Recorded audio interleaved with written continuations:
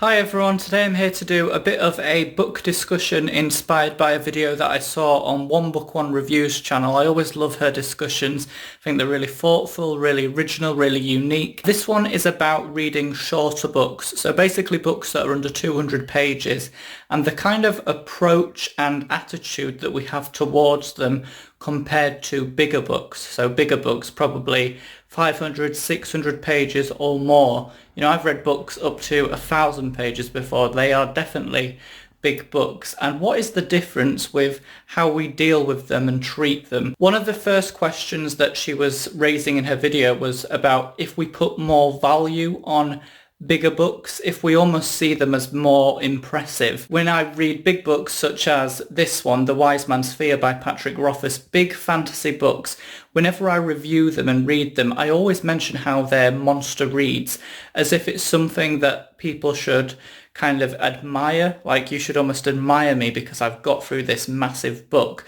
Whereas when I read shorter books, or even books that are maybe like 400 pages or less, I honestly just treat them as just another book. I don't think there's anything special about them in a way. I would like to add though that longer books such as this one, The Wise Man's Fear, actually can be quite rambly sometimes, and they can go around in circles, and actually concision is something that we should appreciate and almost admire. As much as long books take a lot of dedication for the authors to write and a lot of dedication for the readers to read, shorter books also deserve respect. Some of the modern classics, such as Wide Sargasso Sea by Rhys, for example, is an excellent book. It's relatively short, it's way under 200 pages, but it's incredibly powerful in terms of what it achieves. It's also the same with The Great Gatsby, another really short book, but it's full of vivid and rich symbolism and imagery, which I absolutely loved. It doesn't need to be a longer book than it is. It's perfectly fine being under 200 pages. It's incredibly effective. I know that 1book1review raised some questions about Goodreads goals and if we read shorter books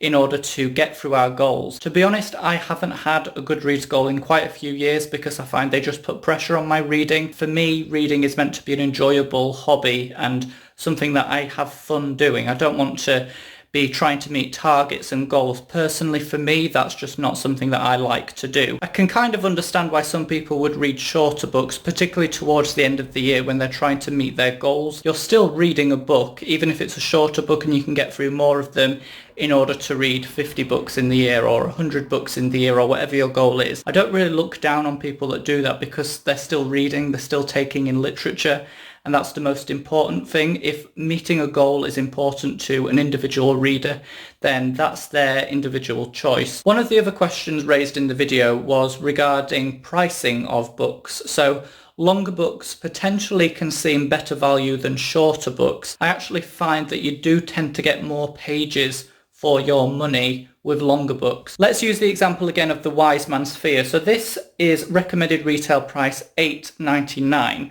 Whereas if we go to Wide Sargasso Sea, for example, it's $6.99, so there's only £2 difference. If you look at these books side by side, it definitely seems like the longer book gives you more value for money in terms of the amount of pages that you're paying for. At the same time, I do tend to be quite intimidated by buying long books. To be honest, although they might seem more value for money, I don't necessarily buy them because I don't always think I'm going to be able to read them. Usually books that are 1,000 pages long, I could maybe read one of them in an entire year, whereas books that are 300, 400 pages just seem a bit more accessible, and I do tend to gravitate towards them a lot more. So let me know in the comments what you think of bigger books versus shorter books. Do you prefer reading bigger books? Do you think they're more value for money, or doesn't it really matter? What's the most important thing to you? Is it the length of the book, or is it the content of the book? I definitely tend to prioritize themes and focus more on what the book's actually about and what kind of value that is going to give me as a reader. Value in terms of enjoyment factor as well as interest factor and educational factor too in some cases. I think that's everything for the discussion. Thanks everyone for watching. I know this is a little bit weird because I've not done it as a sit down video. At the moment I really enjoy doing these little vlogs. They're just easy to film. It doesn't take me long to do them. Hopefully it also means I can get more content out more regularly. So I'm looking forward to seeing what you have to say in the comments, and until then, thanks for watching and see you all again in my next video.